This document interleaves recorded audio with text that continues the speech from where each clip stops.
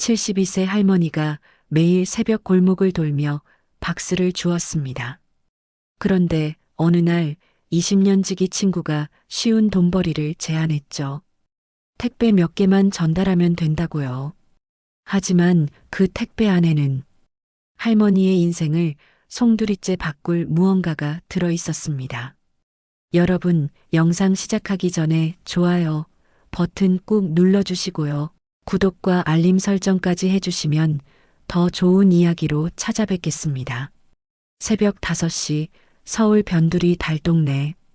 김순자 할머니는 낡은 손수레를 끌며 골목을 천천히 걸어갑니다. 허리는 구부정하고 무릎은 시큰거리지만 오늘도 박스를 주어야 합니다. 이게 72세 할머니의 생계수단이니까요. 요즘은 박스값도 예전만 못해. 할머니는 한숨을 쉬며 아파트 재활용 수거함을 뒤집니다. 깨끗한 박스 몇 장을 골라 손수레에 싣습니다. 하루 종일 돌아다녀도 버리는 10,000원 남짓. 약값과 월세를 내기에도 빠듯한 돈입니다. 순자 할머니에게도 젊은 시절이 있었습니다. 공장에서 일하고 식당에서 설거지도 했죠. 하지만 나이가 들면서 몸이 말을 듣지 않았습니다. 무릎 관절염은 계단을 오르내릴 때마다 비명을 지르고 허리 디스크는 조금만 무거운 것을 들어도 고통을 안겨줍니다. 자식들은? 아들은 사업 실패 후 연락이 끊겼고 딸은 시집가서 자기 살기 바쁩니다. 명절에 한번 얼굴 볼까 말까 합니다. 순자 할머니는 누구에게도 손 벌리고 싶지 않았습니다. 그래서 몸이 허락하는 한 박스를 줍습니다.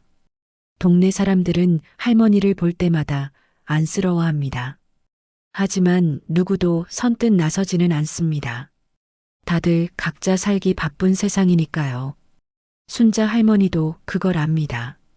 그래서 묵묵히 손수레를 끌며 하루하루를 버텨냅니다.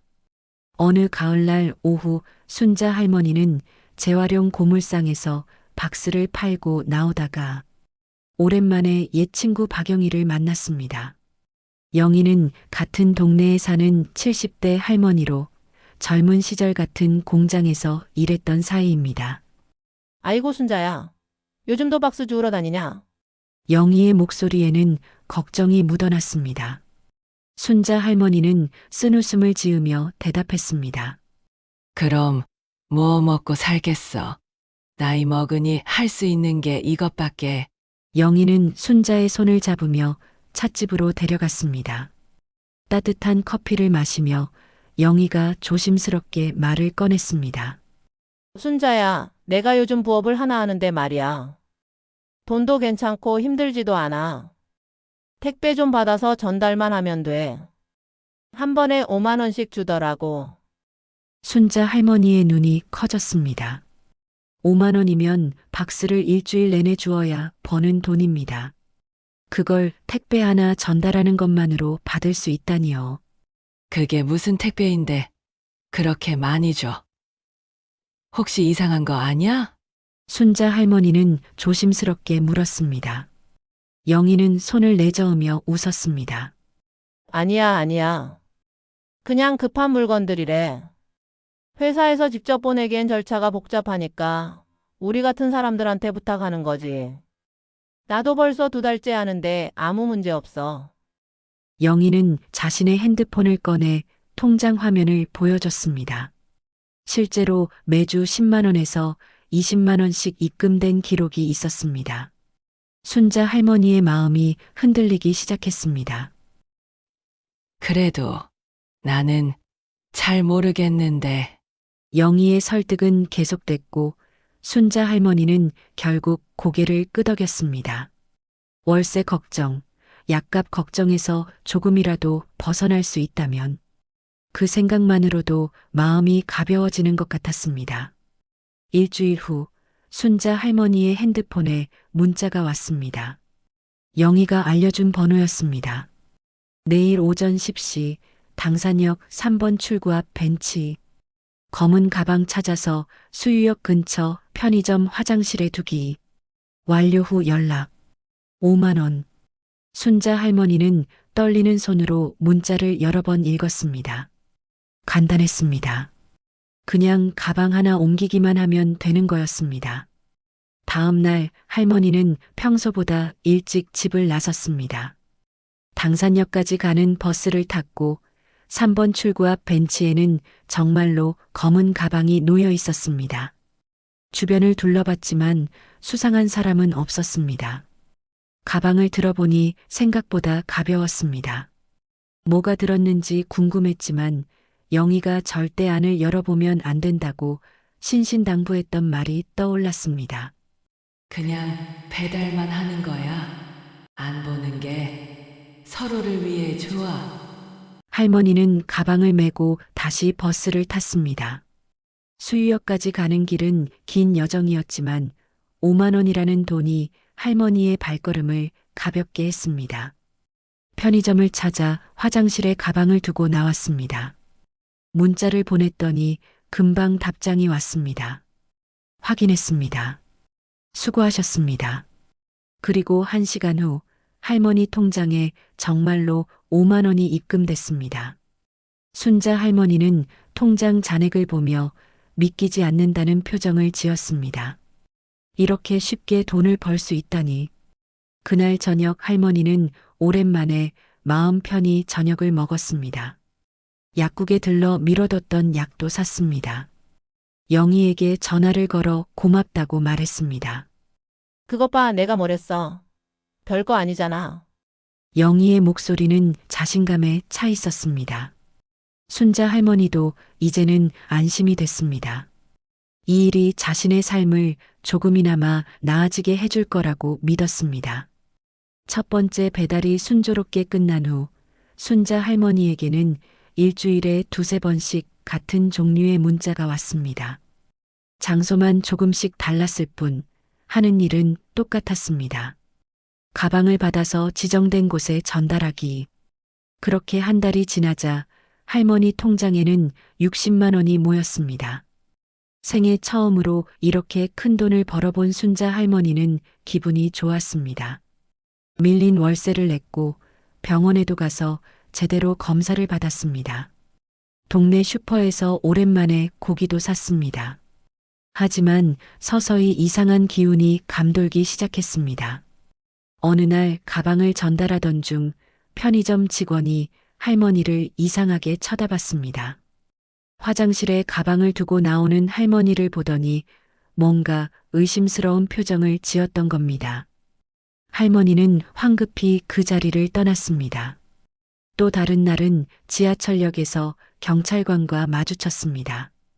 가방을 맨 할머니를 보던 경찰관이 다가와 물었습니다. 할머니 어디 가세요? 가방이 좀 무거워 보이는데 제가 들어드릴까요? 순자 할머니는 깜짝 놀라 손을 내저으며 말했습니다.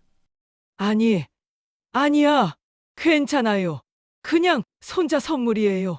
경찰관은 의심스러운 눈빛으로 한 번 더 쳐다봤지만 다행히 더 이상 묻지 않았습니다. 할머니의 심장은 두근거렸고 그날 밤 잠을 제대로 이루지 못했습니다. 내가 뭔가 잘못된 일에 연루된 건 아닐까? 불안감은 점점 커졌지만 통장에 찍히는 돈을 보면 그 생각은 잠시 멈췄습니다.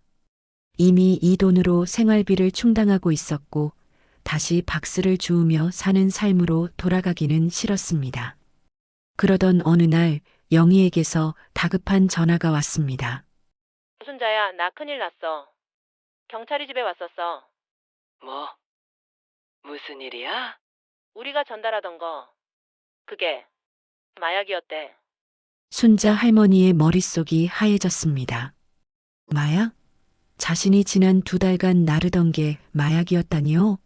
손이 떨리고 다리에 힘이 풀렸습니다. 어떡해? 나도 잡혀가는 거야? 모르겠어. 나는 일단 조사받고 있어. 순자야, 너도 조심해. 경찰이 연락 오면 모르는 척해야 해. 전화는 끊어졌고 순자 할머니는 그 자리에 주저앉았습니다.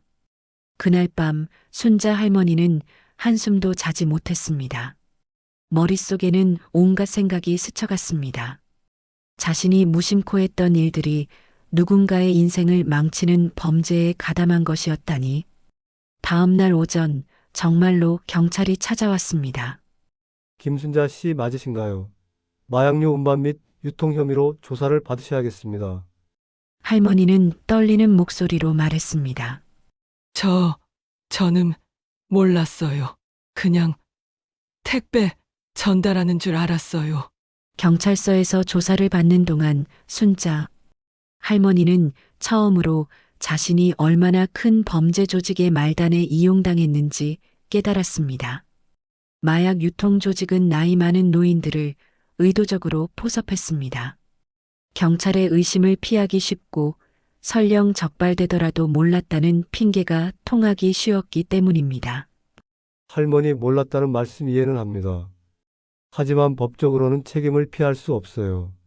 마약류 관리에 관한 법률 위반은 엄중한 처벌 대상입니다. 순자 할머니는 눈물을 흘렸습니다. 72년을 성실하게 살아온 인생이 순식간에 무너지는 기분이었습니다. 가난 때문에, 생활비 때문에 선택한 일이 이런 결과를 가져올 줄은 꿈에도 몰랐습니다. 재판 과정에서 할머니는 집행유예를 선고받았습니다. 초범이고 고령이며 실제로 마약인 줄 모르고 운반했다는 점이 참작됐기 때문입니다. 하지만 정가자라는 낙인은 지울 수 없었습니다. 할머니는 동네로 돌아왔지만 예전 같지 않았습니다. 사람들의 수군거림, 손가락질, 그 모든 것이 할머니를 짓눌렀습니다. 영희는 더 무거운 형을 받고 복역 중이었습니다. 지금 순자 할머니는 다시 박스를 줍습니다. 하지만 예전과는 다릅니다. 매일 후회하며 자신의 선택을 되새기며 살아갑니다. 쉬운 돈은 없어요. 특히 우리 같은 노인들을 이용하는 사람들은 어디에나 있어요. 제발 조심하세요. 저 같은 실수를 하지 마세요. 이 이야기는 실제로 한국 사회에서 증가하고 있는 노인 범죄 악용 사례를 바탕으로 각색한 내용입니다. 경제적 어려움에 처한 노인들을 타겟으로 한 범죄 조직의 포섭은 계속되고 있습니다. 쉬운 돈벌이, 간단한 심부름이라는 말 뒤에는 치명적인 범죄가 숨어 있을 수 있습니다. 우리 주변의 어르신들에게 관심을 가져주세요. 그리고 의심스러운 제안을 받았을 때는 반드시 가족이나 경찰에 상담하시길 바랍니다. 이 영상이 도움이 되셨다면 좋아요와 구독 부탁드립니다. 여러분의 관심이 더 좋은 콘텐츠를 만드는 힘이 됩니다. 감사합니다.